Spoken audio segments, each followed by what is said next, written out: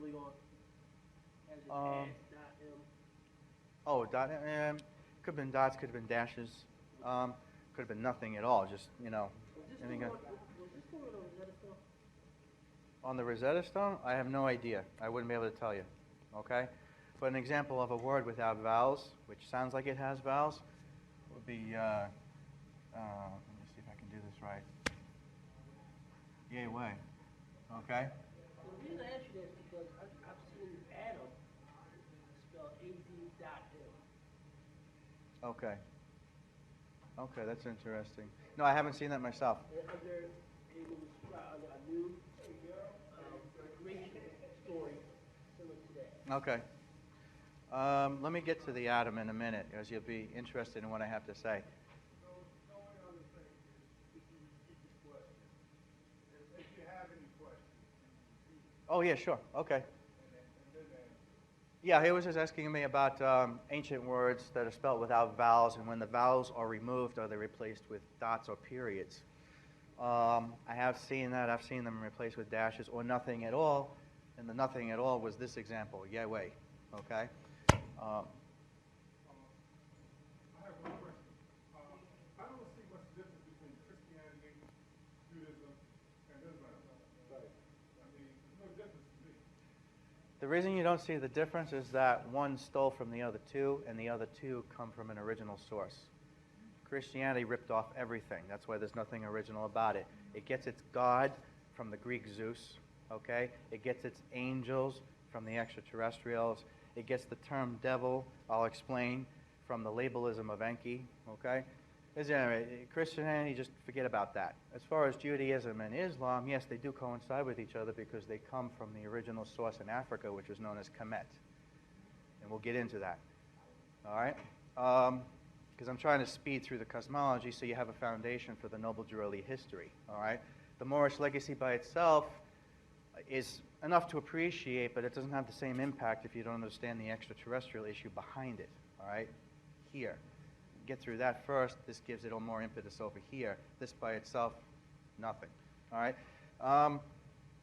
So the Anunnaki are using the apes. Now, on the word of Enlil, being the hump that he is, the Anunnaki are working the Adapas to the bone into the ground, killing them off literally left and right. Now, Ea and Ninhursag have just put their blood, sweat, and tears into this creation. They have allegedly a certain amount of compassion that they develop for the creation, as any artist or God would towards his piece of artwork, okay? So they start getting rather pissed off at the way their hostile, sadistic pig of a brother is driving them into the ground. So Ea decides, wait a minute, I'm putting all this damn effort into this thing. I want some for myself, okay?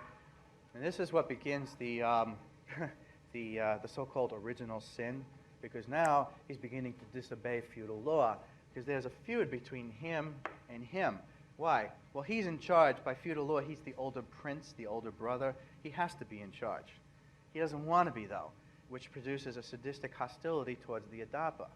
On the other hand, he's the one that creates them. He's the master geneticist. He feels that he should be in charge and wants to take over. Okay? So you got this magnificent Shakespearean drama developing here, that's very similar to the shenanigans you read about in Hamlet and Macbeth and so forth. So he sets a plot in motion. Now, Enlil had already established no beast would be taught forbidden knowledge. This is why they had to be engineered to obey simple commands. Lift, shove, push, nothing else, okay? But smart enough to remember those robotic commands, okay? So that they didn't have to be retaught every damn time. Ea says, screw that. He starts taking a certain group of them under his own wing, okay? And starts teaching them forbidden knowledge. But he's got to get the beast evolved a little more modified, because remember, they just got finished creating a beast that wasn't supposed to understand anything more than simple commands. So what he does is both he and his sister Ninhursag have a rather interesting relationship with another extraterrestrial race, okay? And that particular extraterrestrial race put this over to here, is known as the ankyls.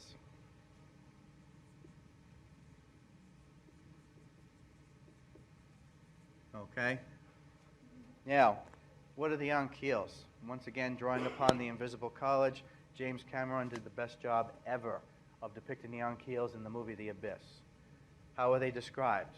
They're described as avionic, bird-like race of beings, highly evolved very far out of three-dimensional existence to higher densities, but they got bored and missed the fun in the third dimension, so part of them came back down to the third dimension. And that's a strange concept, which is why James Cameron did a fantastic job of depicting that concept. And of course, it was so simple, it was so magnificent, that when I saw the movie The Abyss, I was like, transparency. Half in, half out of three-dimensional existence. Are you there? I don't know. I can touch you, but I can't see you. Okay? Half in and half out of three-dimensional reality. Those beings you see are avionic, bird-like race of beings. Okay? That's the ankyls in the abyss. Let's break down the words. You're going to like this. First comes the root, ankh, also spelled this way sometimes. Okay? Now, let's look at that more closely. What is the shape of an ankh? Now, some people misinterpret it as an angel. Okay? Not an angel, although the word is validated, you'll see in a minute. Avionic, bird-like race of beings. What is an ankh? Head of the bird, wings of a bird, tail of a bird. Okay? The ankh, coming from the term ankyls, what had happened was Ea went to them and asked them for a little bit of help with the adapa to modify them a little bit more. They were missing something. And that thing they were missing was the gene for passion. Henceforth, I think, therefore I am. Without the gene for passion, you're a robot. Okay? So I'll put that over here, gene for passion. Gave them the code, the genetic code for passion. They in turn put it into the adapa, and this is where this elite core starts being created. This elite core becomes known as the Iesu. Okay? What's interesting about Iesu? Iesu, Jesus, Jesus, and also suspected Yahweh eventually. Okay? From Iesu, mispronunciation would be Jesus. From Jesus, Jesus, an even more bastardized term. And then it's also suspected that somewhere along the way, the syllables for Yahweh also came from this. What you'll also, later on, what you'll also know as the proper name, and I'll explain why later, the proper name for the one you call Jesus Christ is Guru Master Prophet Isa. Isa comes directly from this too. Okay? So we'll put that right next to it, Isa.